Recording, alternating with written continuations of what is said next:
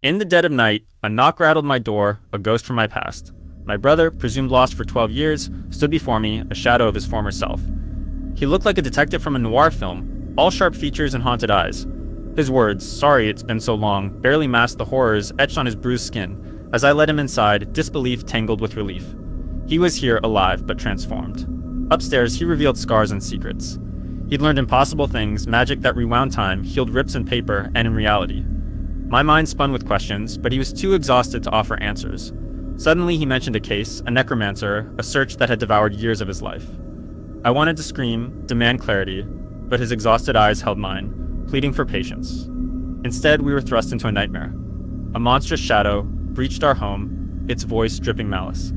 My brother's absence had stirred something dark, something that now hunted us. Carson, my son, unsheathed the sword, a ridiculous prop, but it was all we had. We fled, stumbling into a world twisted by thorns and blood-red light. As terror wrapped around us, I fought to protect Carson. But it was Charlie who saved us, his power shattering the creature, the landscape. His presence was a storm, his anger an unyielding force. In a breath, he was my brother again, apologizing, promising safety. A massive shy wolf appeared, a friend in this madness. I watched as Charlie spoke softly, explaining nothing and everything with the glance of a man who'd seen too much. As dawn crept in, he prepared to leave, his mission calling him back to a world I couldn't fathom. I hugged him tight, whispering the only truth that mattered: "I'm glad you're back." His smile was tired but true, a promise that he would return. And as he rode away on the wolf's back, I knew we were changed forever, caught in the web of a world where nothing was impossible.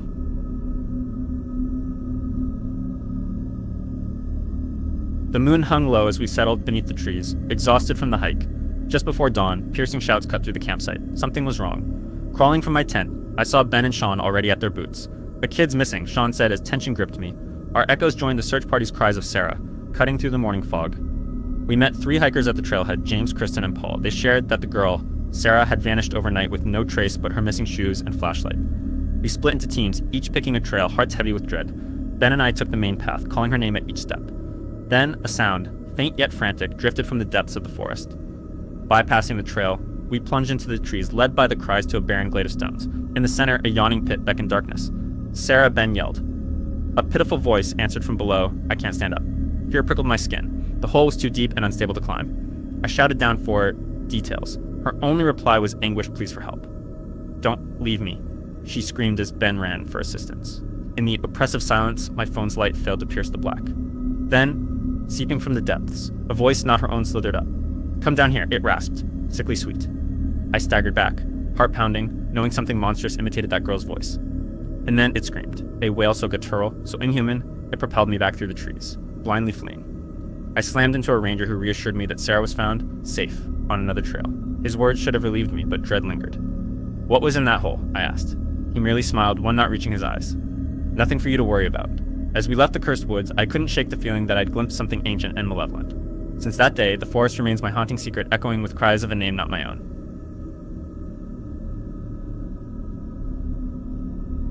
You won't believe what happened 3 nights ago. It's been chaos since then, moving, calling, trying not to think about the horror that unfolded. But I need to tell this story. My name's Riley, I'm a night watchman, but this is no ordinary story. My bandmate Mule and I took a job at a nickel refinery. It was routine, just like any other night until Wednesday.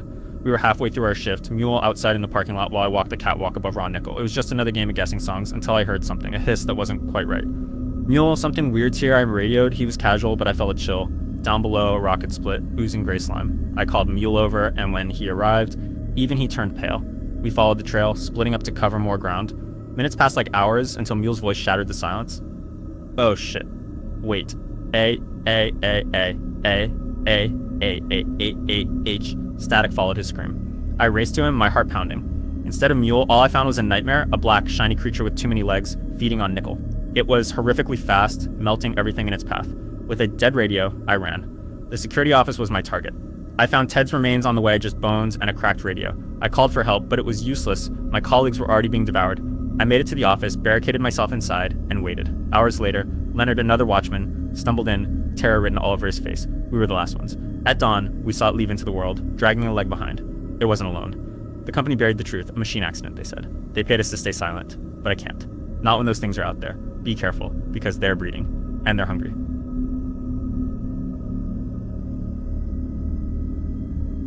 Whispers of the well haunted my every thought. Seth and I had discovered it on what was supposed to be a simple day of childhood adventure. Behind his house, in that eerily perfect clearing, stood the stone well, cloaked in a mossy shroud that felt strangely alive. It was as though the ground itself had a pulse, beckoning me closer. Dude, this spot's awesome. We'll put the treehouse over there, away from the creepy stone thing. Seth declared, his voice full of innocent excitement. But I couldn't pull my gaze from the well. I felt a thrumming connection, inexplicable and unsettling. As I moved closer, a black dahlia caught my eye. It perched on a ledge within the darkness, a solitary anomaly. Travis, you okay? Seth's voice yanked me back to reality. Yeah, just admiring it. But my voice wavered, and I knew Seth heard it. There's nothing there. He leaned in, peering into the void. The flower had vanished. Not fallen or picked, simply gone. My skin prickled with an ancient fear. Let's go home, Seth urged, sensing my unease. I nodded, my eyes lingering on the well, a silent guardian of the unknown. That night, sleep eluded me. My dreams were invaded by the well, vines slithering and ensnaring my body, thorns piercing flesh. I lay trapped in their grip, a shadowy figure lurking at the forest's edge. I awoke, breathless, desperate to shake the nightmare that clung to my skin. Morning light did nothing to dispel the dread. The familiar corners of my room felt foreign, suffocating. As if my mind needed confirmation, I turned to the window. There, defying all logic and reason, sat a black dahlia. Silent and haunting, it stared back at me, whispering secrets of the well I could never unhear.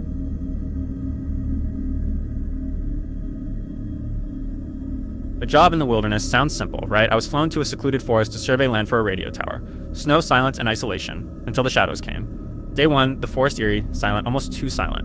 Night fell, and the woods loomed with dark whispers. Day 2, a headache, a fog in my mind. I stumbled through work, feeling eyes on me. Shadows lurked, tall, thin, watching. Was I seeing things? The lines between reality and nightmare blurred. Day 3, dizziness gripped me. I saw it again, darting behind trees, playing a sinister game of hide and seek. My heart raced. I approached, but it vanished, leaving only the icy wind. Back at the cabin, a sudden blackout. I awoke outside, gripping my notebook, frostbiting my skin. The forest had a hold on me. I feared the shadows that danced with the dying fire. They were more alive than ever. Day 4, madness crept in. Shadows everywhere, behind every tree, under the bed they multiplied. I had to leave. The snow crunched underfoot as I fled, the shadow close, breathing cold on my neck. Then I tripped over a rusted metal pipe. Warning, gas pipeline it read. The hissing gas filled the air, a toxic shroud. The shadow stood before me, no longer lurking. Was this just an illusion of my oxygen-starved mind? I crawled away, darkness consuming me. When I awoke, I was in a helicopter, an oxygen mask on my face. He's awake, someone said. We found you just in time, the pilot added. My gear was neatly stacked, but how? I questioned my sanity, haunted by the shadows of that forest. I write this, hoping to unravel the mystery of those chilling days.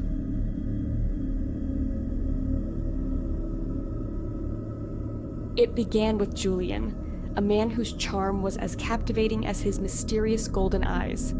He was introduced to me by a friend's cousin and painted vivid pictures of summers spent wakeboarding on Lake Erie, his family's opulent lake house the backdrop of his intriguing stories. Julian was the perfect blend of wealth and humility, claiming he desperately searched for someone real. And I, exhausted from the grind of work and school, fell for it. We talked daily. He remembered every detail I shared and made me laugh during my darkest times. Then suddenly, he vanished. 8 days of silence until he resurfaced with a message saying he met someone else. I was hurt, but curiosity wrangled me into agreeing to meet him as friends. In a quaint lakeside town, his beauty was staggering. His presence was an art form, sculpted to perfection. We strolled by the water, and he invited me to his ancestral lake house, a mansion cloaked in timeless grandeur. I accepted, entranced by the allure. The house welcomed me with antique mirrors and a fragrance of salt and lavender. Yet, something felt off. The mirrors reflected an uncanny version of me, and the walls bore images of radiant women, forever young. Late that night, I discovered a hidden room. A mirror unlike others, pulsating with an eerie glow. Within, a trapped woman's eyes met mine, silently pleading. Julian's voice cut through the darkness, revealing a chilling truth. She was lonely too, like you, like all of them. His face morphed, decades, flickering in an instant. I preserve beauty.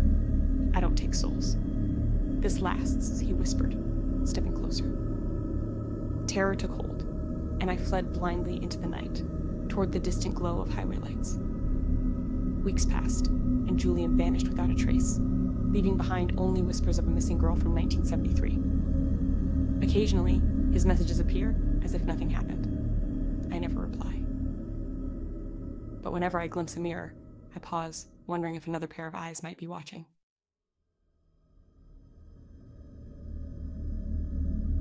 Imagine your life hanging on a torn piece of paper. That's where I was, standing under the blazing sun, clutching cryptic instructions: full tank, don't stop, keep the high beams on, and your passenger calls the shots. I was a trucker on a desolate highway, lured by cash that silenced my guts warnings. A black SUV screeched to a halt and men in tactical gear swarmed us, dropping crates like they were weapons of the apocalypse. My guts twisted tighter when my passenger mounted ungodly bright spotlights on my truck and casually swung an automatic rifle over his shoulder. "Let's go," he said, his voice slicing through tension like a blade. My mind screamed to bolt, but my body obeyed, trapped by the invisible chains of greed. The journey was surreal, the road a ribbon stretching into the abyss. The static from the radio seeped into my bones like a whisper from another world. Every turn, every shadow, every passing car, it all felt wrong. Night fell, swallowing us whole.